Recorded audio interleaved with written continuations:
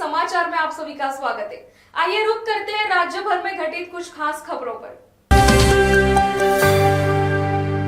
विश्व संवाद केंद्र द्वारा दिए जाने वाले प्रथम पत्रकार देवर्षि नारद पुरस्कार 2024 की घोषणा शनिवार को की गई। इस वर्ष 7 अलग अलग श्रेणियों में पत्रकारिता के क्षेत्र में उत्कृष्ट प्रदर्शन करने वाले लोगों को सम्मानित किया गया। विश्व संवाद केंद्र के अध्यक्ष वरिष्ठ पत्रकार सुधीर पाठक की अध्यक्षता में पुरस्कार चयन समिति ने निम्नलिखित व्यक्तियों को पुरस्कारों के लिए चुना। इस वर्ष पुरस्कार शाल, श्रीफल, सम्मान पदक और 11,000 रुपए नगद के रूप में है। सिटीजन जर्नलिस्ट श्रेणी में 2 पुरस्कार दिए गए, जिनमें से प्रत्येक में 5,000 रुपए का नगद पुरस्कार दिया गया। प्रिंट मीडिया में महाराष्ट्र टाइम्स के पत्रकार मंदार मोरोन, इलेक्ट्रॉनिक मीडिया में सुदर्शन टीवी की reporter Snehal Joshi, social media influencer में Manali Khandelwal, video photo journalist Anant Mule, Jagran Patrika के Jayant Modak, portal the live Nagpur के संपादक हिमांशु पंडित और सिटीजन जर्नलिस्ट में उमाशंकर श्रीनिवास और डॉक्टर हर्षवर्धन कामले को इस वर्ष का सम्मान दिया गया। In the last 10 years, India has made a tremendous strides, and India has come to be recognized as the emerging global player. And in the heaps of the praise from the heads of the various countries across the globe or anything to indicate. आपलं social media आपण सगळेजण war of narrative करतो. डाव्यांच्या विरोधात लढायचं आहे, कोण उजव्यांच्या विरोधात लढायचं आहे, असं समाज म्हणून सगळ्यांना एकमेकांच्या विरोधात नॅरेटिव्हच लढायचे. ठीक आहे, हिंदू समाज स्वाभिमानी झालाय, पण स्वाभिमानी होण्याचा अर्थ नुसतं आक्रमक होणे नसतं. शांतपणे संयमितपणे स्वतःची बाजू मांडणे आणि स्वाभिमानाचं दुसरं प्रारूप आहे. सो आता वॉर ऑफ नॅरेटिव्हचा लंबर जेव्हा डावीकडे होता, आता तो उजवीकडे गेला की भांडणं सगळी सुरू आहे. हे सगळं करत असताना कुठेतरी आपण आता सुवर्णमध्याकडे आलं पाहिजे, कारण सुवर्णमध्य हाच जगण्यातला सर्वोत्तम मंत्र आहे. टोकाची भूमिका घेऊन कधीच जगता आलेलं नाही कोणालाच, आणि समाजही पुढे गेलेला नाही. त्यामुळे आपण सगळ्यांनी प्रचार माध्यमात असताना, प्रचार विभागात काम करत असताना इथून पुढे स्वाभिमानाचा सुवर्णमध्य हा कसा साधता येईल या दृष्टीने विचार करावा. त्या दृष्टीने सुधारून आपलं व्यक्तिमत्व चांगलं समोर जावं याच्यासाठी ते पत्र असायचं. सर नेहमी म्हणायचे, एनर्जी पण आहे, बातमी वाचायला खूप सोपी असते, फोटो वाचता आला पाहिजे. कारण ज्याला फोटो वाचता आला तोच खरा चांगला उत्कृष्ट फोटोग्राफर होऊ शकतो. फोटोग्राफर सगळेच आहेत, पण वृत्तपत्र छायाचित्रकार म्हणजे फोटो जर्नलिस्ट फार कमी आहे. आणि हा शब्द सुद्धा नागपुरातून संपूर्ण जगामध्ये रूढ झालेला हा इतिहास आहे.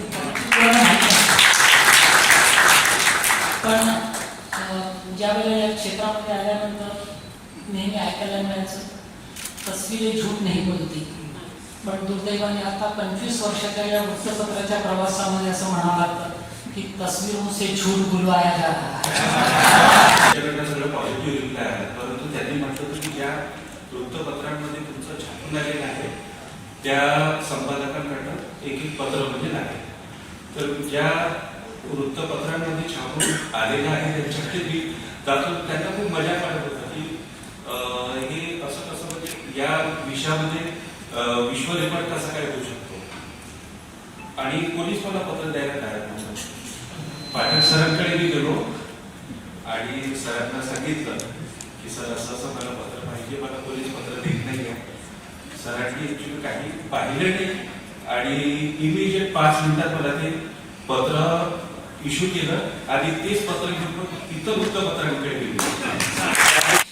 तो हम ये डायरेक्शन में जाना चाहते हैं कि पेरेंट्स को पता हो कि किस तरह का कंटेंट देखना है. तो यू कैन वॉच माइथोलॉजी, आप डिटेक्टिव मेहुल देखो, आप गेम्स खेलो, डिटेक्टिव आईक्यू है, there are more different games.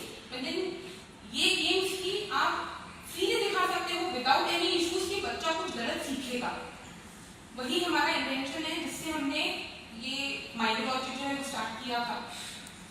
अभी हम लोग नेक्स्ट बुक्स भी लॉन्च करने वाले हैं विद द सेम इंटेंशन. आणि आता सध्या माझ्या घरात 3 पुरुष आहेत, सासरे, मुलगा आणि यजमान. तिघही माझ्यावर विदर्भाची जबाबदारी आहे, पण कधीही अडवत नाही तू जा, तुझं काम कर. आणि नक्कीच सुरेश चव्हाटे सर, ज्यांनी नागपुरात आल्यानंतर त्यांना एवढ्या सगळ्यांमध्ये राष्ट्रसेविका समितीची ही सेविका दिसली, जी त्यांचं काम नेटाने करू शकते. आणि विश्व संवाद केंद्र की त्यांनी माझी दखल घेतली. when we discussed this thing with the team, so there were people who came up with the idea of like, what would be a meaning? So that was a very difficult question for me that time. So we said that what we saw was basically everybody was writing crime and politics only.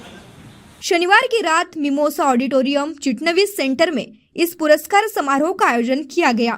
Cameraman Praveen के साथ Sunny भोंगाड़े, Shankhnath, news Nagpur.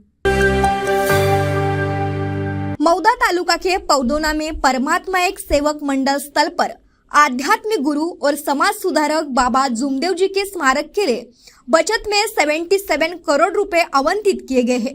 इस fund के जरिए विकास योजना तैयार की जाएगी और विभिन्न विकास कार्य कराए जाएंगे। भाजपा प्रदेश अध्यक्ष एवं विधान परिषद सदस्य चंद्रशेखर बावनकुले के प्रयासों से यह निधि स्वीकृत हुई है। पौदोना स्थित परमात्मा एक सेवक मंडल के आश्रम को तीर्थ विकास दर्जा दिया गया है। पिछले कई वर्षों से पौदोना स्थित आश्रम के विकास के लिए धन की मांग की जा रही थी। हाल ही में पंतप्रधान नरेंद्र मोदी ने बाबा जुमदेव जी के कार्यों का जिक्र किया। इसके बाद राज्य के बजट में पौदोना विकास योजना के लिए 77 करोड़ के फंड की घोषणा की गई।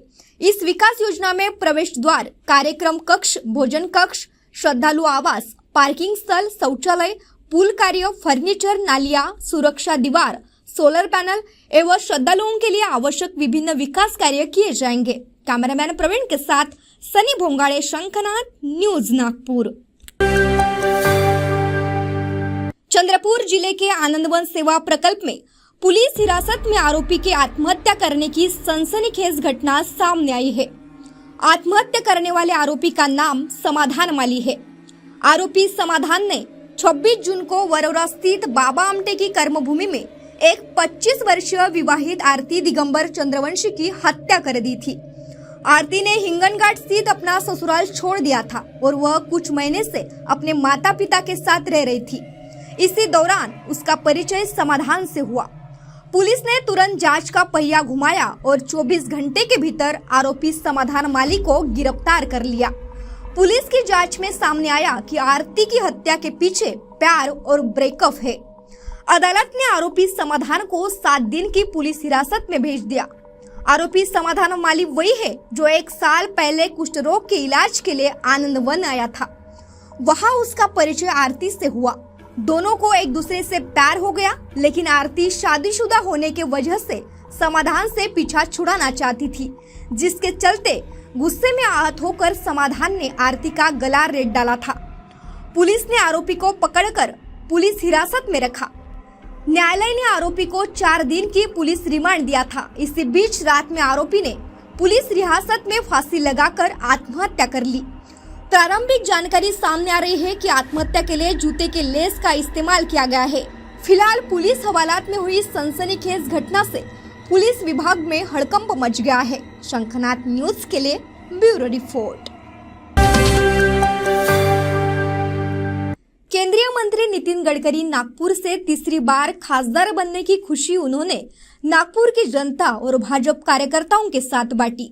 शनिवार को मानकापुर स्थित क्रीड़ा संकुल में आयोजित स्नेह मिलन के आयोजन में नितिन गडकरी ने नागपुर वासियों का धन्यवाद माना और कहा कि तीसरी बार जनता ने मुझ पर भरोसा दिखाया है, लिहाजा जनता का काम करना अब मेरी प्राथमिकता बन चुका है।